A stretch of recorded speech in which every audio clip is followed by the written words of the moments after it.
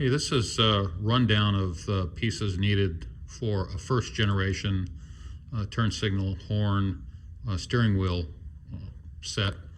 These are the pieces that you'll typically run into, or hopefully you'll run into them, when you do a turn signal switch replacement. Normally you wouldn't get this far in unless you were going to replace the turn signal, and many times this is a wear item, so it's been replaced many times over the years, and pieces and parts get missing or broken, and I wanted to give a rundown of what these pieces are and what you can get away with, what the consequences are if you don't have these pieces, and put them out in a general order of assembly. So first I wanted to show what the original factory manual has to say about this. They give a picture. It's not this big. I've blown it up some, but you see they've only got 6 items listed, and it's not really that clear.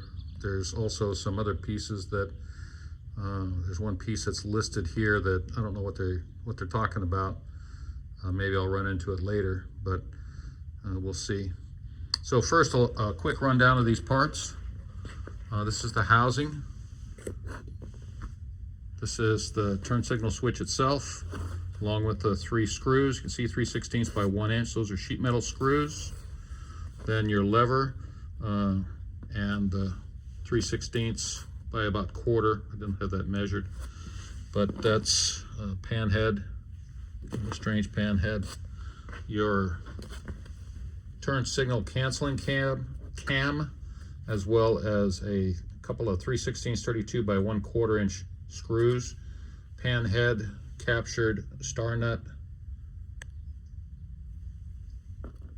and spring, horn contact button, little oil can deal to give you a little bit of motion to put on the horn, a cup, insulator, and the screws that go through there, 3/32 by 32 by 1/2 inch, a 1/2 inch flat washer, 1/2 inch by 20 nut. I've seen those both self-locking and regular. Then a little rubber piece that connects the horn cap, or the horn cup, to the horn button itself. So, back with this housing, these can get loose, and sometimes people try to correct this issue with various means. This one was loose on there, and you can see that there's some JB Weld epoxy on there, and it didn't really work too good.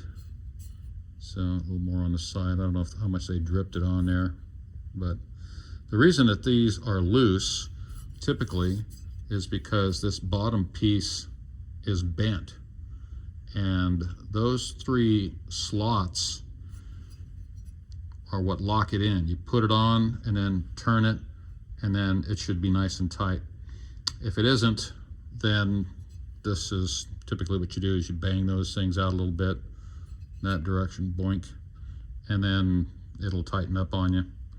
So just be careful, because I've seen a few of these that were broken. I don't know how they get loose, but anything can happen over a long period of time. A turn signal switch, those are still readily available. Another video I'll cover the wiring pin out on those. These levers, this is typical for a Chevy van. It's got that little bend on there.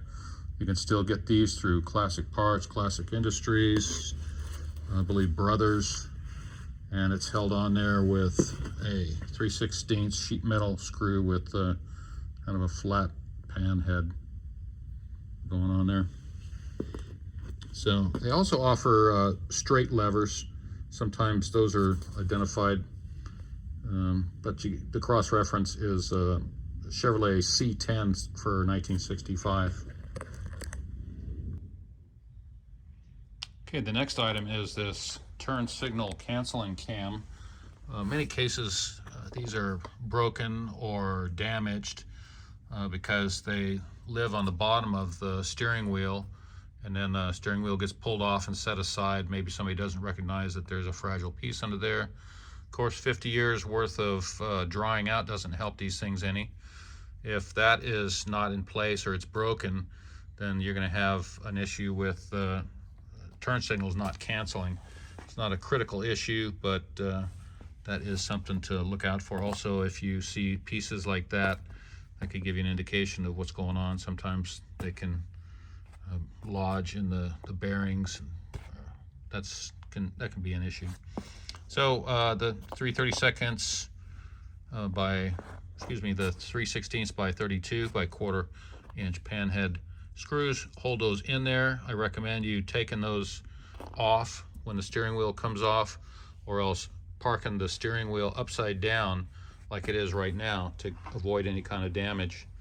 This horn contact has got a spring in there. Sometimes that is damaged. I guess there can be enough corrosion that you won't get a good contact. But when you're assembling these have to go in all the way flush, like that. And then that is what contacts this little horn contact. And it goes in curve up so that when you press on it, you're going to get that action. If you do that, then it's not going to have that give, and it may cause the horn to stick on. So that goes on next. Get this out of the way. Next item is this cup with this little insulator, this fancy little thing here. This is just a way to keep all those insulators together and allow you to drop it in one piece. You don't really need the connector piece that goes along there, because sometimes they are destroyed, and that doesn't prevent this from operating. So you can still put that in there and use them if they are 3 individual pieces, or you've got something that's broken on there. Held in there with those screws, 3/16 by 32. Once again, they like that size. Then there's the 1/2 inch flat washer, 1/2 inch 20, either self-locking or not. And then your rubber piece, and that's it. So you notice that there's not a lot of detail on this diagram. And in the original book, if you happen to have one, this diagram is certainly not that big. I've blown this up at least twice the size. So hopefully this will help you when you are putting together your turn signal switch and putting your steering column back on there, because in many cases you're going to have pieces that are damaged or broken, and we want to have those identified while that is off, so that you can fix it the right way or try to find those parts. Thanks for watching.